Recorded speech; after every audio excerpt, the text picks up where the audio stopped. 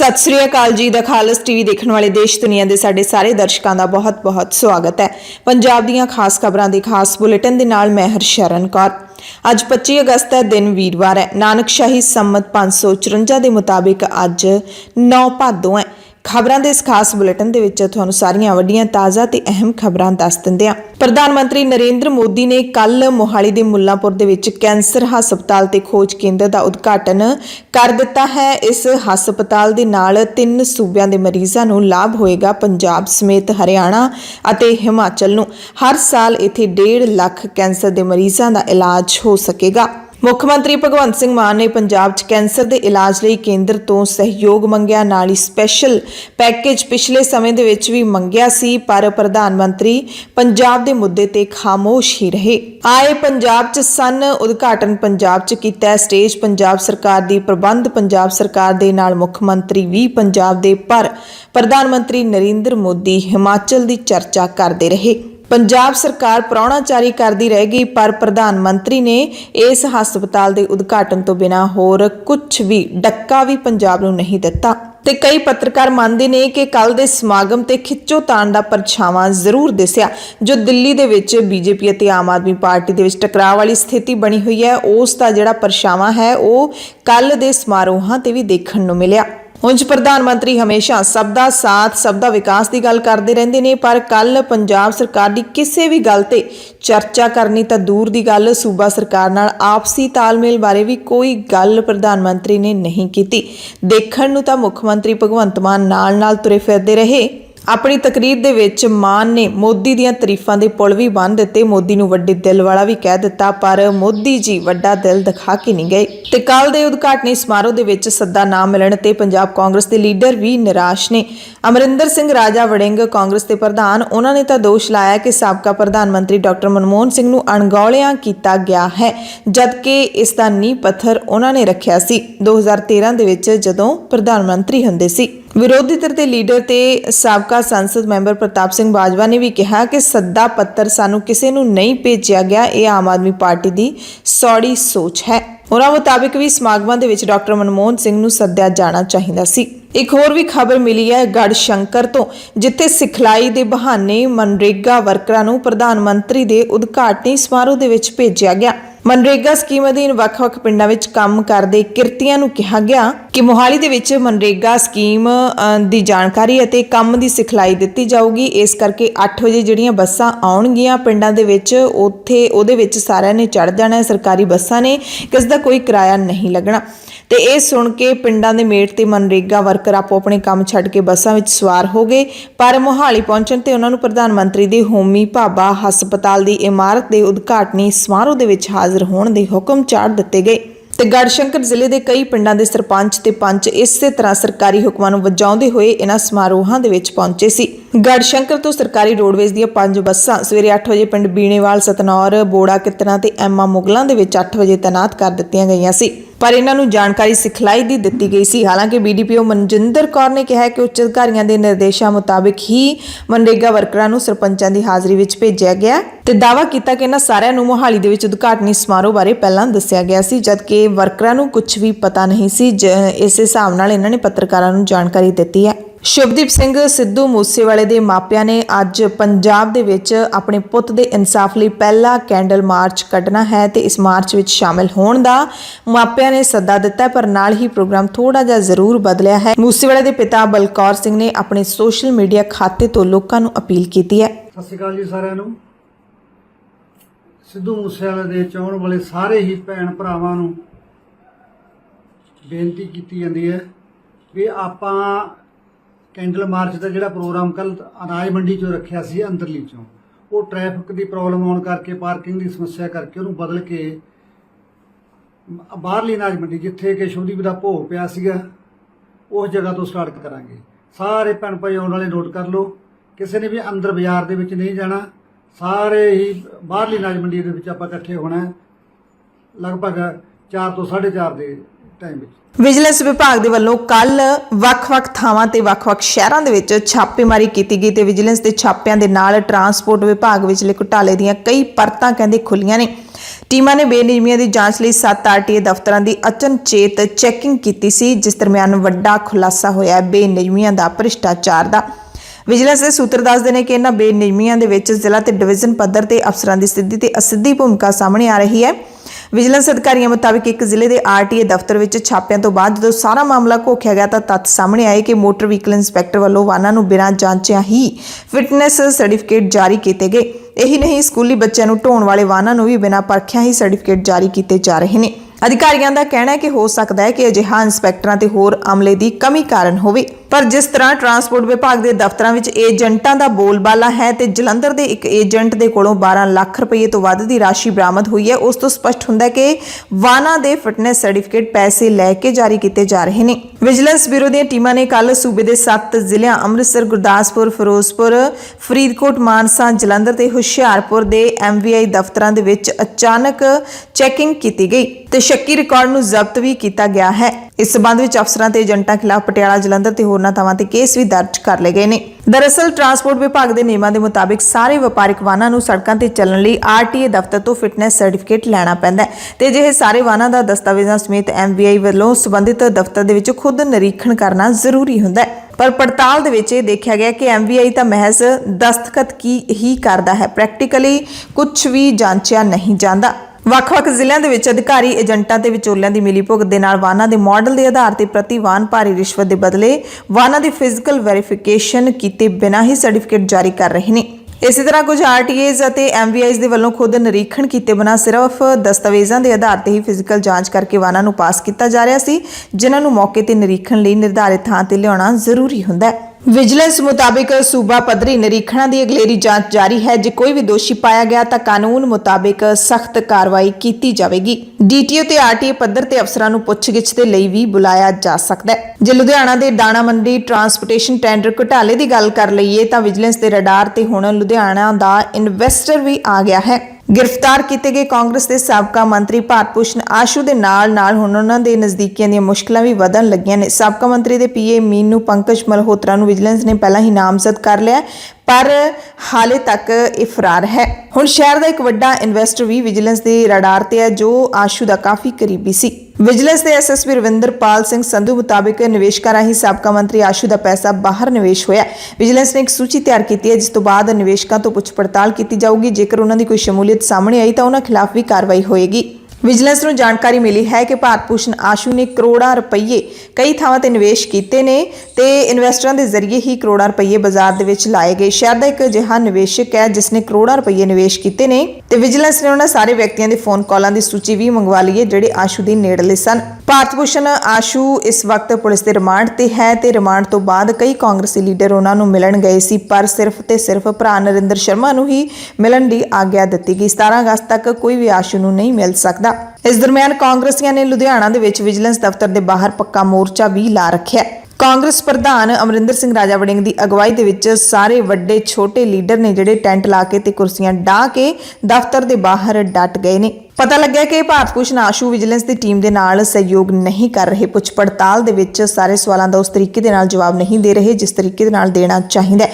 ਕੁਝ ਸਵਾਲਾਂ ਦੇ ਜਵਾਬ ਤਾਂ ਕਹਿੰਦੇ ਸਾਬਕਾ ਮੰਤਰੀ ਨੇ ਦੇ ਦਿੱਤੇ, ਪਰ ਕੁਝ ਗੋਲ-ਮੋਲ ਕਰ ਦਿੱਤੇ। ਤੇ ਸਾਬਕਾ ਮੰਤਰੀ ਆਸ਼ੂ ਦੇ PA ਬਾਰੇ ਇੱਕ ਜਾਣਕਾਰੀ ਮਿਲੀ ਹੈ, ਮੀਨੂ ਪੰਕਜ ਮਲਹੋਤਰਾ, ਜਿਹੜਾ ਕਿ ਇਸ ਵਕਤ ਭਾਵੇਂ ਫਰਾਰ ਹੈ ਪਰ ਸਰਕਾਰੀ ਡਿਪੂ ਤੇ ਕਰਿਆਨੇ ਦੀ ਦੁਕਾਨ ਚਲਾਉਂਦਾ ਹੁੰਦਾ ਸੀ, ਪਰ ਅੱਜ ਇਹ PA ਕਰੋੜਾਂ ਦਾ ਮਾਲਕ ਹੈ। ਤੇ ਸਵਾਲ ਤਾਂ ਜ਼ਾਹਿਰ ਤੌਰ ਤੇ ਸਾਰਿਆਂ ਦੇ ਮਨ ਵਿੱਚ ਉੱਠੂਗਾ ਕਿ ਕੁਝ ਸਮੇਂ ਦੇ ਵਿੱਚ ਹੀ ਕਰਿਆਨੇ ਦੀ ਦੁਕਾਨ ਚਲਾਉਣ ਵਾਲਾ ਮੀਨੂ ਸ਼ਹਿਰ ਦੇ ਪੌਸ਼ ਇਲਾਕੇ ਦੇ ਵਿੱਚ ਪਈਆਂ ਪ੍ਰਾਪਰਟੀਆਂ ਦਾ ਮਾਲਕ ਆਖਿਰਕਾਰ ਕਿਵੇਂ ਬਣ ਗਿਆ। ਲੁਧਿਆਣਾ ਤੋਂ ਇੱਕ ਹੋਰ ਖਬਰ ਵੀ ਹੈ, ਜਿੱਥੇ ਬਾਦਲਾਂ ਦੇ ਕਰੀਬੀ ਗੁਰਮੇਲ ਮੈਡੀਕਲ ਵਾਲਿਆਂ ਤੇ ਆਮਦਨ ਕਰ ਨੇ ਕੱਲ ਛਾਪੇਮਾਰੀ ਕੀਤੀ। ਆਮਦਨ ਕਰ ਵਿਭਾਗ ਦੀ ਟੀਮ ਨੇ ਦਵਾਈ ਕਾਰੋਬਾਰੀ ਦੇ ਗੋਦਾਮਾਂ ਤੇ ਅਤੇ ਘਰ ਤੇ ਛਾਪੇਮਾਰੀ ਕੀਤੀ। ਛਾਪਿਆਂ ਵਿੱਚ ਬੋਗਸ ਬਿਲਿੰਗ ਆਦਿ ਚੈੱਕ ਕੀਤੇ ਗਏ। ਅਧਿਕਾਰੀ ਕੁਝ ਵੀ ਦੱਸਣ ਨੂੰ ਤਿਆਰ ਨਹੀਂ ਹਨ ਹਾਲੇ ਤੱਕ, ਪਰ ਸਾਬਕਾ ਮੁੱਖ ਮੰਤਰੀ ਪ੍ਰਕਾਸ਼ ਸਿੰਘ ਬਾਦਲ ਦੇ ਨਜ਼ਦੀਕੀ ਗੁਰਮੇਲ ਮੈਡੀਕਲ ਵਾਲਿਆਂ ਤੇ ਜਿਹੜੀ ਛਾਪੇਮਾਰੀ ਹੋਈ ਹੈ ਉਹ ਚਰਚਾ ਦਾ ਵਿਸ਼ਾ ਜ਼ਰੂਰ ਬਣੀ ਹੋਈ ਹੈ। ਤੇ ਪੰਜਾਬ ਦੇ ਵਿੱਚ ਜਿੰਨੀ ਹੁਣ ਵਿਜੀਲੈਂਸ ਸਰਗਰਮ ਦਿਖਾਈ ਦੇ ਰਹੀ ਹੈ, ਸ਼ਾਇਦ ਹੋਰ ਕੋਈ ਵਿਭਾਗ ਨਹੀਂ ਹੈ। ਇਸੇ ਤਰ੍ਹਾਂ ਸੰਗਰੂਰ ਦੇ ਥਾਣਾ ਲੌਂਗੋਵਾਲ ਦੇ ਵਿੱਚ ਤੈਨਾਤ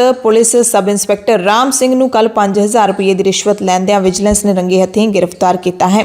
ਵਿਜੀਲੈਂਸ ਨੇ ਦੱਸਿਆ ਕਿ ਮੁਲਜ਼ਮ ਸਬ ਇੰਸਪੈਕਟਰ ਨੂੰ ਲੌਂਗੋਵਾਲ ਦੇ ਰਹਿਣ ਵਾਲੇ ਹਰਵਿੰਦਰ ਕੁਮਾਰ ਦੀ ਸ਼ਿਕਾਇਤ ਤੇ ਗ੍ਰਿਫਤਾਰ ਕੀਤਾ ਗਿਆ ਹੈ। ਪਟਿਆਲਾ ਦੇ ਵਿੱਚ ਪਾਵਰਕਾਮ ਦੇ ਦਫ਼ਤਰ ਦੇ ਸਾਹਮਣੇ ਆਪਣੀਆਂ ਮੰਗਾਂ ਦੀ ਪੂਰਤੀ ਲਈ ਬੈਠੇ ਧਰਨਾਕਾਰੀਆਂ ਨੇ ਮੰਗਲਵਾਰ ਰਾਤ ਨੂੰ ਲਾਠੀਚਾਰਜ ਕਰਕੇ ਹਟਾਏ ਜਾਣ ਤੋਂ ਬਾਅਦ ਮੁੜ ਦਫ਼ਤਰ ਦੇ ਗੇਟ ਮੂਹਰੇ ਆਪਣੇ ਤੰਬੂ ਗੱਡ ਕੇ ਪੱਕਾ ਮੋਰਚਾ ਵਿੱਢ ਦਿੱਤਾ ਹੈ। ਦਰਅਸਲ ਮੰਗਲਵਾਰ ਸ਼ਾਮ ਨੂੰ ਇਹਨਾਂ ਨੇ ਦਫ਼ਤਰ ਦੇ ਅੰਦਰ ਦਾਖਲ ਹੋਣ ਦਾ ਯਤਨ ਕੀਤਾ ਸੀ, ਜਿਸ ਤੋਂ ਬਾਅਦ ਪੁਲਿਸ ਨੇ ਇਹਨਾਂ ਤੇ ਲਾਠੀਚਾਰਜ ਕਰਦਿਆਂ ਇਹਨਾਂ ਨੂੰ ਖਦੇੜ ਦਿੱਤਾ ਸੀ। ਲਾਠੀਚਾਰਜ ਦੇ ਵਿੱਚ ਕਈ ਨੌਜਵਾਨ ਵੀ ਫੱਟੜ ਹੋਏ ਸਨ, 3 ਦੀਆਂ ਤਾਂ ਹੱਡੀਆਂ ਟੁੱਟ ਗਈਆਂ ਸਨ। ਪੁਲਿਸ ਨੇ ਇਹਨਾਂ ਦੇ ਟੈਂਟ ਵੀ ਪੁੱਟ ਕੇ ਸੁੱਟ ਦਿੱਤੇ ਸੀ, ਪਰ ਇਹ ਫੇਰ ਆ ਕੇ ਡਟ ਗਏ ਨੇ। ਇਹਨਾਂ ਅਪ੍ਰੈਂਟਿਸ ਵਰਕਰਾਂ ਨੇ ਦੱਸਿਆ ਕਿ ਆਪ ਸਰਕਾਰ ਦੇ ਵੱਲੋਂ ਲਾਈਨਮੈਨਾਂ ਤੇ ਸਹਾਇਕ ਲਾਈਨਮੈਨਾਂ ਦੀ ਭਰਤੀ ਲਈ ਕੱਢੀਆਂ ਪੋਸਟਾਂ ਵਾਸਤੇ ਟੈਸਟ ਦੀ ਸ਼ਰਤ ਰੱਖੀ ਗਈ ਹੈ, ਜਦਕਿ ਪਹਿਲਾਂ ਅਜਿਹੀ ਭਰਤੀ ਸਿਰਫ ਅਪ੍ਰੈਂਟਿਸਸ਼ਿਪ ਦੌਰਾਨ ਬਣੀ ਮੈਰਿਟ ਦੇ ਆਧਾਰ ਤੇ ਹੀ ਕੀਤੀ ਜਾਂਦੀ ਰਹੀ ਹੈ। ਇਸੇ ਕਰਕੇ ਯੂਨੀਅਨ ਟੈਸਟ ਦੀ ਸ਼ਰਤ ਦਾ ਵਿਰੋਧ ਕਰ ਰਹੀ ਹੈ। ਇਸ ਦੇ ਨਾਲ ਹੀ ਸਰਕਾਰ ਤੋਂ ਉਮਰ ਹੱਦ ਪਾਰ ਕਰ ਚੁੱਕੇ ਬੇਰੁਜ਼ਗਾਰ ਨੌਜਵਾਨਾਂ ਦੇ ਲਈ ਛੋਟ ਦੇਣ ਤੇ ਪੋਸਟਾਂ ਦੀ ਗਿਣਤੀ 1690 ਤੋਂ ਵਧਾ ਕੇ 3500 ਕਰਨ ਦੀ ਮੰਗ ਵੀ ਇਹਨਾਂ ਵੱਲੋਂ ਕੀਤੀ ਜਾ ਰਹੀ ਹੈ ਤੇ ਇਹਨਾਂ ਨੇ ਐਲਾਨ ਕਰ ਦਿੱਤਾ ਕਿ ਜਦੋਂ ਤੱਕ ਮੰਗਾਂ ਦੀ ਪੂਰਤੀ ਨਹੀਂ ਹੁੰਦੀ ਉਹ ਇੱਥੇ ਡਟੇ ਹੀ ਰਹਿਣਗੇ। ਉਧਰ ਸੰਗਰੂਰ ਦੇ ਵਿੱਚ ਮੁੱਖ ਮੰਤਰੀ ਭਗਵੰਤ ਸਿੰਘ ਮਾਨ ਦੀ ਕੋਠੀ ਦੇ ਬਾਹਰ ਸ੍ਰੀ ਗੁਰੂ ਗ੍ਰੰਥ ਸਾਹਿਬ ਜੀ ਦੇ ਲਾਪਤਾ ਹੋਏ 328 ਪਾਵਨ ਸਰੂਪਾਂ ਦੇ ਮਾਮਲੇ ਦੇ ਵਿੱਚ ਕਾਰਵਾਈ ਦੀ ਮੰਗ ਨੂੰ ਲੈ ਕੇ ਸਿੱਖ ਸੰਗਤ ਦਾ ਧਰਨਾ ਲਗਾਤਾਰ ਜਾਰੀ ਹੈ। ਇਸ ਤਰ੍ਹਾਂ ਮੋਹਾਲੀ ਦੇ ਵਿੱਚ ਵੇਰਕਾ ਮਿਲਕ ਪਲਾਂਟ ਦੇ ਬਾਹਰ ਕਿਸਾਨਾਂ ਤੇ ਪਸ਼ੂ ਪਾਲਕਾਂ ਦਾ ਜਿਹੜਾ ਧਰਨਾ ਲੱਗਿਆ ਹੋਇਆ ਉਹ ਵੀ ਲਗਾਤਾਰ ਚੱਲ ਰਿਹਾ ਹੈ। ਇਸੇ ਤਰ੍ਹਾਂ ਸੰਗਰੂਰ ਦੇ ਵਿੱਚ ਪੰਜਾਬ ਸਰਕਾਰ ਵੱਲੋਂ ਲਿਆਂਦੀ ਮਾਈਨਿੰਗ ਪਾਲਿਸੀ ਦੇ ਖਿਲਾਫ ਠੇਕੇਦਾਰਾਂ ਨੇ ਮੁੱਖ ਮੰਤਰੀ ਭਗਵੰਤ ਮਾਨ ਦੀ ਕੋਠੀ ਦੇ ਮੂਹਰੇ ਧਰਨਾ ਦਿੱਤਾ ਤੇ ਨਵੀਂ ਮਾਈਨਿੰਗ ਪਾਲਿਸੀ ਨੂੰ ਠੇਕੇਦਾਰਾਂ ਨੂੰ ਆਰਥਿਕ ਤੌਰ ਤੇ ਬਰਬਾਦ ਕਰਨ ਵਾਲੀ ਕਰਾਰ ਦਿੱਤਾ। ਇਹਨਾਂ ਨੇ ਕਿਹਾ ਕਿ CSR ਦੇ ਰੇਟ ਵਧਾਉਣ ਲਈ ਕਮੇਟੀ ਬਣਾਈ ਜਾਵੇ, ਜਿਸ ਦੇ ਵਿੱਚ ਐਸੋਸੀਏਸ਼ਨ ਦਾ ਮੈਂਬਰ ਵੀ ਸ਼ਾਮਲ ਕੀਤਾ ਜਾਵੇ। ਇਸ ਸੰਬੰਧੀ ਉਹਨਾਂ ਨੇ ਮੁੱਖ ਮੰਤਰੀ ਦੇ ਨਾਂ ਨਾਇਬ ਤਹਿਸੀਲਦਾਰ ਨੂੰ ਮੰਗ ਪੱਤਰ ਸੌਂਪਿਆ ਹੈ। ਸਮੱਸਿਆਵਾਂ ਦਾ ਛੇਤੀ ਹੱਲ ਕਰਨ ਦੀ ਅਪੀਲ ਕੀਤੀ ਹੈ। ਚੱਕੀ ਦਰਿਆ ਦੇ ਸੜਕੀ ਪੁਲ ਤੇ ਆਵਾਜਾਈ ਮੁੜ ਚਾਲੂ ਹੋ ਗਈ ਹੈ। ਕੌਮੀ ਮਾਰਗ ਅਤੇ ਪੰਜਾਬ ਹਿਮਾਚਲ ਪ੍ਰਦੇਸ਼ ਨੂੰ ਜੋੜਦਾ ਚੱਕੀ ਦਰਿਆ, ਇਸ ਤੇ ਬਣਿਆ ਸੜਕੀ ਮਾਰਗ ਵਾਲਾ ਪੁਲ ਹੈ ਜਿਹੜਾ ਉਹ ਵੱਡੇ ਵਾਹਨਾਂ ਦੇ ਲਈ ਮੁੜ ਖੋਲ ਦਿੱਤਾ ਗਿਆ ਹੈ। ਪੁਲ ਨੂੰ ਖੋਲਣ ਦਾ ਫੈਸਲਾ ਨੈਸ਼ਨਲ ਹਾਈਵੇ ਅਥਾਰਟੀ ਦੇ ਅਧਿਕਾਰੀਆਂ ਦੀ ਜਾਂਚ ਟੀਮ ਵੱਲੋਂ ਪੁਲ ਦੇ ਕੀਤੇ ਨਿਰੀਖਣ ਤੋਂ ਬਾਅਦ ਲਿਆ ਗਿਆ ਹੈ। 20 ਅਗਸਤ ਨੂੰ ਭਾਰੀ ਮੀਂਹ ਕਾਰਨ ਚੱਕੀ ਦਰਿਆ ਤੇ ਬਣਾ ਰੇਲਵੇ ਪੁਲ ਰੁੜ ਗਿਆ ਸੀ। ਉਸ ਦੇ ਨਾਲ ਬਣੇ ਸੜਕੀ ਮਾਰਗ ਵਾਲੇ ਪੁਲ ਦੇ ਇੱਕ ਪਿੱਲਰ ਦੀ ਨੀਂਹ ਵੀ ਖਤਰੇ ਵਿੱਚ ਆ ਗਈ ਸੀ, ਜਿਸ ਤੋਂ ਬਾਅਦ 21 ਤਰੀਕ ਨੂੰ ਪੁਲ ਤੇ ਆਵਾਜਾਈ ਤੇ ਪਾਬੰਦੀ ਲਾ ਦਿੱਤੀ ਗਈ ਸੀ, ਪਰ ਹੁਣ ਮੁੜ ਤੋਂ ਇਸ ਨੂੰ ਚਾਲੂ ਕਰ ਦਿੱਤਾ ਗਿਆ। ਪੁਲ ਦੇ ਨਿਰੀਖਣ ਦਰਮਿਆਨ ਸੜਕੀ ਆਵਾਜਾਈ ਦੇ ਲਈ ਇਹ ਪੁਲ ਸੁਰੱਖਿਅਤ ਪਾਇਆ ਗਿਆ, ਇਸ ਕਰਕੇ ਟ੍ਰੈਫਿਕ ਨੂੰ ਮੁੜ ਤੋਂ ਖੋਲ੍ਹਿਆ ਗਿਆ ਹੈ। ਜਦਕਿ ਰੇਲਵੇ ਦੀ ਜਿਹੜੀ ਬੰਦ ਕੀਤੀ ਗਈ ਆਵਾਜਾਈ ਉਹ ਕਦੋਂ ਖੁੱਲੇਗੀ, ਕਿੰਨੇ ਸਮੇਂ ਬਾਅਦ ਖੁੱਲੇਗੀ, ਇਸ ਦਾ ਕਿਸੇ ਨੂੰ ਕੋਈ ਅੰਦਾਜ਼ਾ ਨਹੀਂ ਹੈ। ਦੋਵਾਂ ਸੂਬਿਆਂ ਦੇ ਦਰਮਿਆਨ ਇੱਕ ਵੱਡਾ ਜਿਹੜਾ ਸਾਧਨ ਸੀ ਕਮਿਊਨੀਕੇਸ਼ਨ ਦਾ, ਆਉਣ ਜਾਣ ਦਾ, ਉਹ ਬਿਲਕੁਲ ਬੰਦ ਹੋ ਚੁੱਕਿਆ ਹੈ। ਨਜਾਇਜ਼ ਮਾਈਨਿੰਗ ਦੇ ਕਰਕੇ ਇਸ ਪੁਲ ਨੂੰ ਖੋਰਾ ਲੱਗਿਆ ਹੈ। ਪੰਜਾਬੀ ਯੂਨੀਵਰਸਿਟੀ ਪਟਿਆਲਾ ਦੀ doctor Ganda Singh reference library ਦੇ ਵਿੱਚ ਧਾਰਮਿਕ ਪੁਸਤਕਾਂ, ਪੋਥੀਆਂ ਤੇ ਖਾਰੜਿਆਂ ਦੀ ਹੋਈ ਬੇਅਦਬੀ ਸੰਬੰਧੀ secular youth federation of India Saifi ਦੇ ਵੱਲੋਂ ਪ੍ਰਧਾਨ ਯਾਦਵਿੰਦਰ ਸਿੰਘ ਯਾਦੂ ਦੀ ਅਗਵਾਈ ਹੇਠ VC ਦਫ਼ਤਰ ਦੇ ਮੂਹਰੇ ਧਰਨਾ ਲਾਇਆ ਗਿਆ, ਜਿਹੜਾ ਕਿ ਤੀਸਰੇ ਦਿਨ ਵੀ ਲਗਾਤਾਰ ਜਾਰੀ ਰਿਹਾ। ਅੱਜ ਚੌਥੇ ਦਿਨ ਵਿੱਚ ਪਹੁੰਚ ਜਾਊਗਾ। ਸੈਫੀ ਦੀ ਬੇਨਤੀ ਤੇ ਸ਼੍ਰੋਮਣੀ ਕਮੇਟੀ ਵੱਲੋਂ ਗਠਿਤ ਕੀਤੀ ਗਈ 3 ਮੈਂਬਰੀ ਕਮੇਟੀ ਵੀ ਕੱਲ ਧਰਨੇ ਵਿੱਚ ਪਹੁੰਚੀ, ਵਿਦਿਆਰਥੀਆਂ ਦੇ ਨਾਲ ਮੁਲਾਕਾਤ ਕੀਤੀ, ਲਾਇਬ੍ਰੇਰੀ ਵਿਚਲੇ ਘਟਨਾ ਸਥਾਨ ਦਾ ਦੌਰਾ ਵੀ ਕੀਤਾ। ਇਸ ਦੌਰਾਨ ਯੂਨੀਵਰਸਿਟੀ ਦੇ ਅਧਿਕਾਰੀ ਵੀ ਉਹਨਾਂ ਦੇ ਨਾਲ ਰਹੇ। ਵਿਦਿਆਰਥੀਆਂ ਦਾ ਅਰੋਸਾ ਹੈ ਕਿ ਇਸ ਤੋਂ ਪਹਿਲਾਂ 2015 ਦੇ ਵਿੱਚ ਵੀ ਅਜਿਹੀਆਂ ਪੁਸਤਕਾਂ ਨੂੰ ਅਪਮਾਨਜਨਕ ਢੰਗ ਨਾਲ ਰੱਦੀ ਦੇ ਰੂਪ 'ਚ ਟਰੱਕ 'ਚ ਲੱਦ ਕੇ ਬੇਅਦਬੀ ਕੀਤੀ ਗਈ ਸੀ। ਉਦੋਂ ਵੀ ਸੈਫੀ ਨੇ ਦਖਲ ਦਿੰਦਿਆਂ ਧਾਰਮਿਕ ਪੁਸਤਕਾਂ ਲਾਇਬ੍ਰੇਰੀ ਦੇ ਵਿੱਚ ਮੁੜ ਤੋਂ ਰਖਵਾਈਆਂ ਸੀ। ਹੁਣ ਵੀ ਉਹਨਾਂ ਨੇ ਐਲਾਨ ਕੀਤਾ ਕਿ ਜਦੋਂ ਤੱਕ ਮੁਲਜ਼ਮਾਂ ਖਿਲਾਫ ਕਾਰਵਾਈ ਨਹੀਂ ਹੋਊਗੀ ਇਹ ਧਰਨਾ ਲਗਾਤਾਰ ਜਾਰੀ ਰਹੂਗਾ। ਪੰਜਾਬ ਦੀਆਂ ਖਾਸ ਖਬਰਾਂ ਦੇ ਖਾਸ ਬੁਲੇਟਿਨ ਦੇ ਵਿੱਚ ਕੁਝ ਹੋਰ ਖਬਰਾਂ ਵਿਸਥਾਰ ਨਾਲ ਦੱਸਦੇ ਹਾਂ। ਪ੍ਰਧਾਨ ਮੰਤਰੀ ਨਰਿੰਦਰ ਮੋਦੀ ਨੇ ਬਾਅਦ ਦੁਪਹਿਰ ਨਿਊ ਚੰਡੀਗੜ੍ਹ ਮੁੱਲਾਂਪੁਰ ਗਰੀਬਦਾਸ ਦੇ ਵਿੱਚ ਭਾਰਤ ਸਰਕਾਰ ਦੀ ਪਰਮਾਣੂ ਊਰਜਾ ਵਿਭਾਗ ਦੀ ਸਹਾਇਤਾ ਨਾਲ 650 ਕਰੋੜ ਰੁਪਏ ਦੇ ਨਾਲ ਬਣਾਏ Tata memorial centre Homi Bhabha cancer ਹਸਪਤਾਲ ਤੇ ਖੋਜ ਕੇਂਦਰ ਇਸ ਨੂੰ ਕਿਹਾ ਜਾਂਦਾ ਹੈ, ਇਹ ਪੰਜਾਬ ਨੂੰ ਮੁਲਕ ਨੂੰ ਸਮਰਪਿਤ ਕੀਤਾ। ਉਦਘਾਟਨ ਤੋਂ ਬਾਅਦ ਪ੍ਰਧਾਨ ਮੰਤਰੀ ਨੇ ਹਸਪਤਾਲ ਦਾ ਦੌਰਾ ਵੀ ਕੀਤਾ, ਪ੍ਰਬੰਧਾਂ ਦਾ ਜਾਇਜ਼ਾ ਵੀ ਲਿਆ, ਡਾਕਟਰਾਂ ਦੇ ਨਾਲ ਸਿੱਧੀ ਗੱਲਬਾਤ ਵੀ ਕੀਤੀ।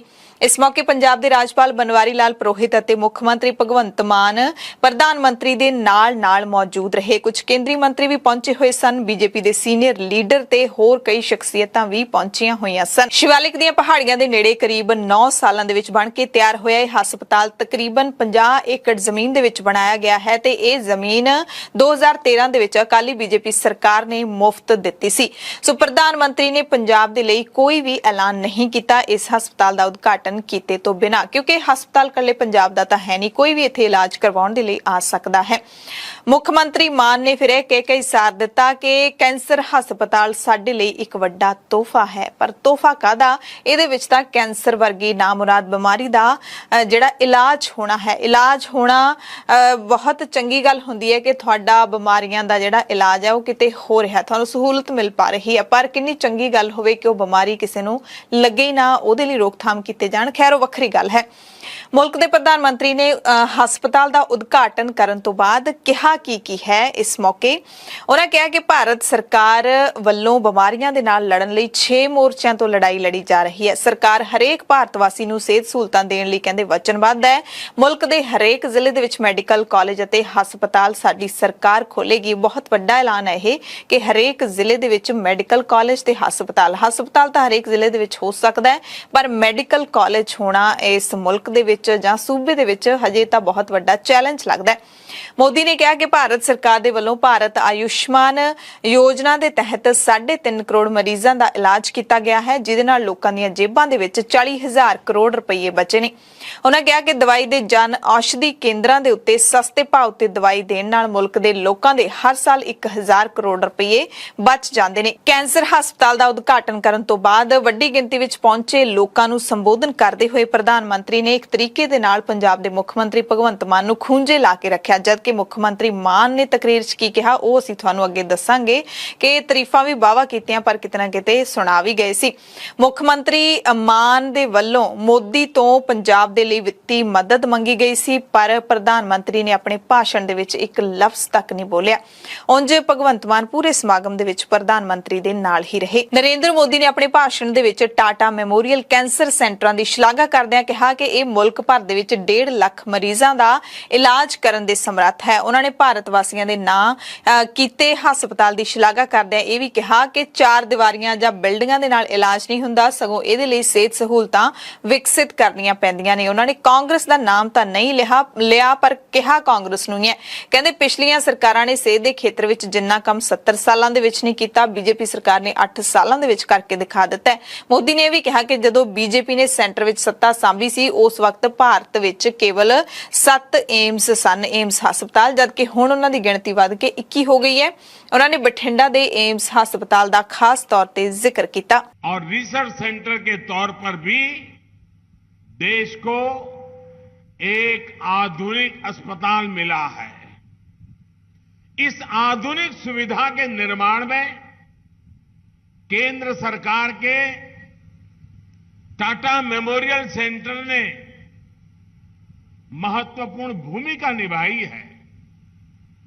ये सेंटर देश विदेश में अपनी सेवाएं उपलब्ध कराकर कैंसर के मरीजों का जीवन बचा रहा है।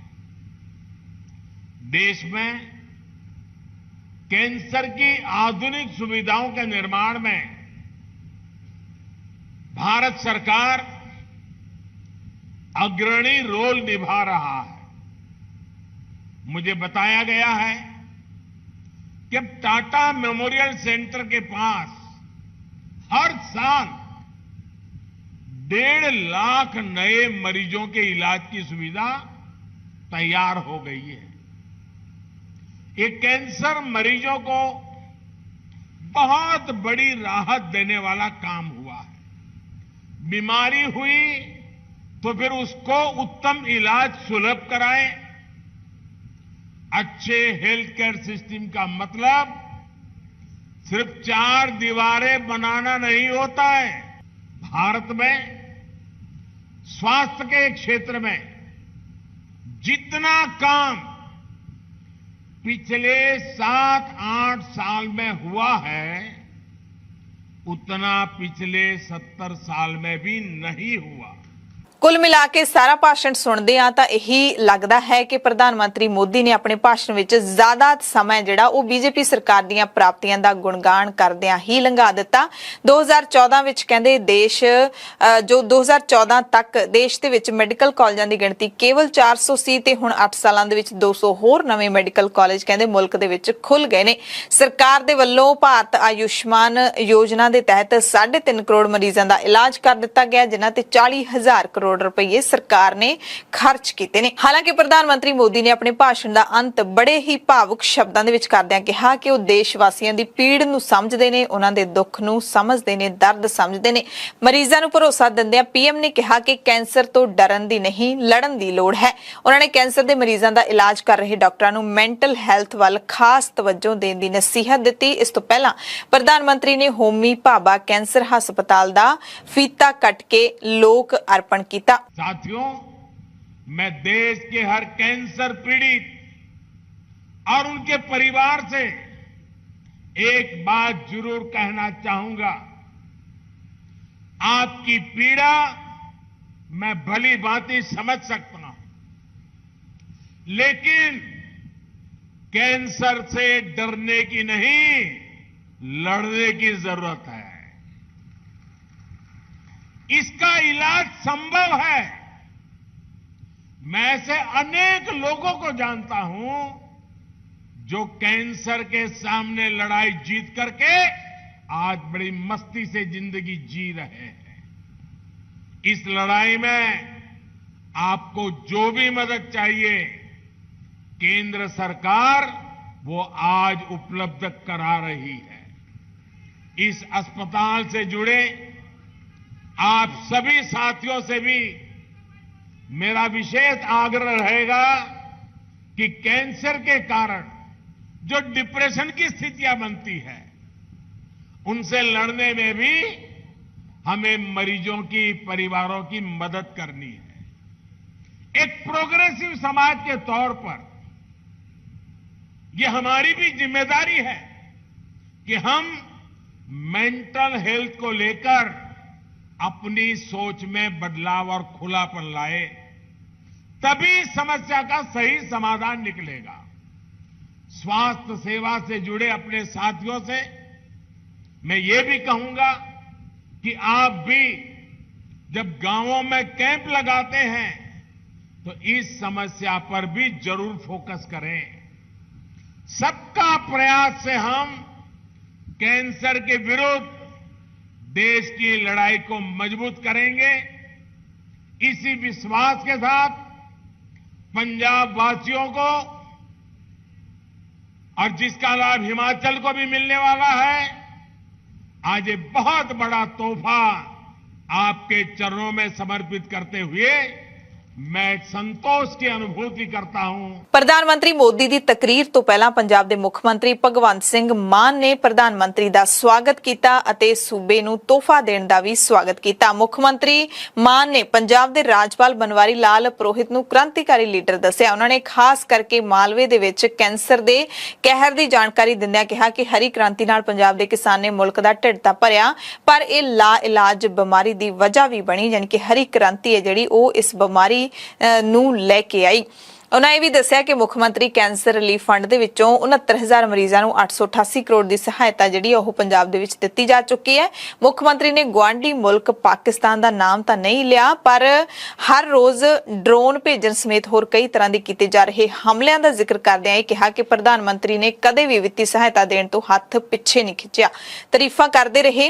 यह भी कहा कि प्रधानमंत्री का दिल बड़ा वड्डा है। हालांकि अपने भाषण दे विच कांग्रेस के उत्ते यह कह के हमला कर गए कि 5 जनवरी नूं जिस पंजाब दे विचों प्रधानमंत्री नूं वापस मुड़ना पिया सी, अज ओही पंजाब उन्हां दी मेजबानी कर रहा है। मुख मंत्री भगवंत सिंह मान ने पंजाब दे लई वित्ती पैकेज की मांग कीती सी, पर प्रधानमंत्री ने कोई जिक्र नहीं कीता ते मुख मंत्री भगवंत मान ने यह कह के ही गल निबेड़नी ठीक समझी कि जो प्रधानमंत्री कैंसर हस्पताल इत्थे दे के गए ने पंजाब नूं, ओह पंजाब दे लई बड़ा वड्डा तोहफा है, क्योंकि पंजाब कैंसर तो बहुत ज्यादा पीड़ित है।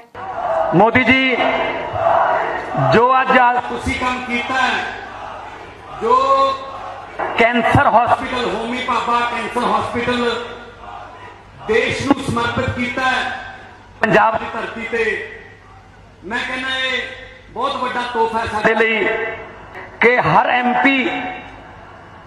एक महीने दे विच 3 गंभीर बीमारियां दे जिहड़े मरीज ने उन्हां the prime minister relief fund चों फ्री दे विच इलाज करा सकदा है। मैं 8 साल MP रहा तो मैं कोई भी महीना छड्डिया नहीं कि 3 साडे मरीज जिहड़े ने उन्हां दी अर्जियां ना भेजां ते उधरों भी कदे जवाब नहीं आया। उन्होंने भी खुले दिल नाल कैंसर के मरीजों वास्ते बहुत सारा पैसा सानू भेजिया।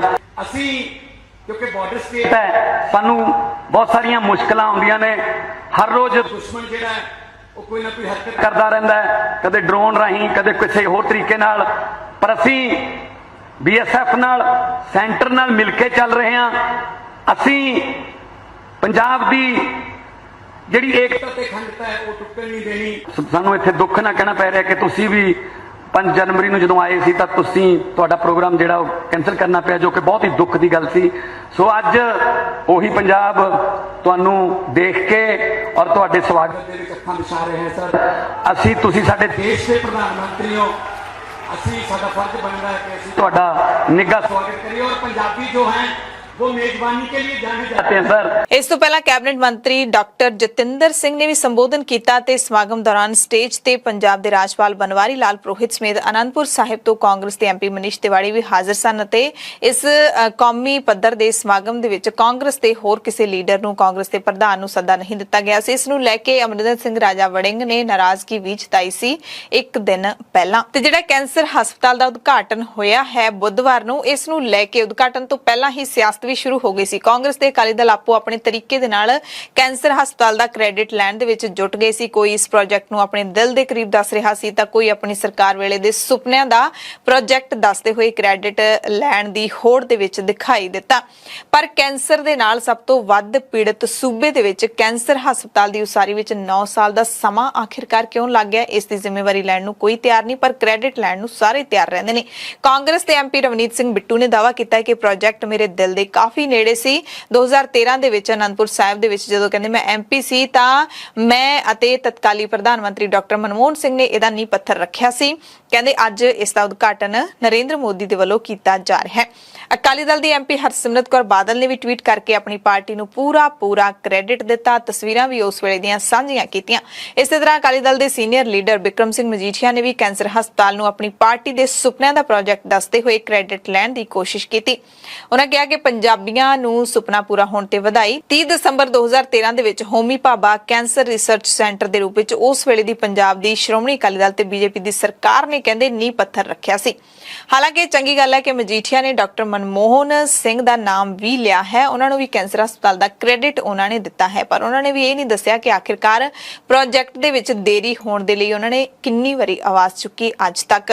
ਸੋ ਹੁਣ ਤੁਸੀਂ ਸਮਝ ਸਕਦੇ ਹੋ ਕਿ ਹਸਪਤਾਲ ਦੀ ਉਸਾਰੀ ਦਾ ਕ੍ਰੈਡਿਟ ਆਖਿਰਕਾਰ ਜਾਂਦਾ ਕਿਹਨੂੰ ਹੈ। ਸ਼੍ਰੋਮਣੀ ਅਕਾਲੀ ਦਲ ਭਾਰਤੀ ਜਨਤਾ ਪਾਰਟੀ ਦੀ ਸਰਕਾਰ ਨੇ 2012 ਤੋਂ 17 ਜਿਹੜੀ ਸਰਕਾਰ ਚੱਲੀ ਹੈ ਉਦੋਂ ਵੇਖਿਆ ਸੀ। ਮੈਨੂੰ ਉਹ ਦਿਨ ਯਾਦ ਹੈ ਜਦੋਂ ਬਾਦਲ ਸਾਹਿਬ ਔਰ ਸਾਡੇ ਸਤਿਕਾਰਯੋਗ ਜੈਨੀ ਸਾਹਿਬ ਜੋ ਉਸ ਵੇਲੇ ਦੇ ਹੈਲਥ ਮਿਨਿਸਟਰ ਸਨ, ਉਹਨਾਂ ਨੇ ਜਾ ਕੇ ਬੰਬੇ ਮਹਾਰਾਸ਼ਟਰ 'ਚ ਜਿਹੜਾ ਮੁੰਬਈ ਜਿਹਨੂੰ ਆਪਾਂ ਅੱਜ ਕਹਿੰਦੇ ਆ, ਇਹ ਕੈਂਸਰ ਰਿਸਰਚ ਬਾਬਾ ਹੋਮੀ ਕੈਂਸਰ ਰਿਸਰਚ ਫੈਸਿਲਿਟੀ ਦੇਖੀ ਔਰ ਉਹਨਾਂ ਨੂੰ ਜਾ ਕੇ ਉੱਥੇ ਬੇਨਤੀ ਕੀਤੀ। ਔਰ ਉਸ ਤੋਂ ਬਾਅਦ ਸਤਿਕਾਰਯੋਗ ਡਾਕਟਰ ਮਨਮੋਹਨ ਸਿੰਘ ਜੀ ਨੇ, ਜਿਹਨੇ ਹਮੇਸ਼ਾ ਹੀ ਪੰਜਾਬ ਦੀ ਧਰਤੀ ਨੂੰ ਔਰ ਖਾਸ ਤੌਰ ਤੇ ਬਾਦਲ ਸਾਹਿਬ ਨੂੰ, ਜਦ ਵੀ ਬਾਦਲ ਸਾਹਿਬ ਕੋਈ ਪ੍ਰੋਜੈਕਟ ਪੰਜਾਬ ਦੇ ਭਲੇ ਲਈ ਉਹਨਾਂ ਕੋਲ ਲੈਣ ਗਏ ਆ, ਉਹਨਾਂ ਨੇ ਹਮੇਸ਼ਾ ਹੀ ਉਸ ਨੂੰ ਪ੍ਰਵਾਨਗੀ ਦਿੱਤੀ। ਔਰ ਅੱਜ 650-700 ਕਰੋੜ ਦਾ 50 ਏਕੜ ਬੜੀ ਕੀਮਤੀ ਜ਼ਮੀਨ ਜਿਹੜੀ ਮੋਹਾਲੀ ਦੇ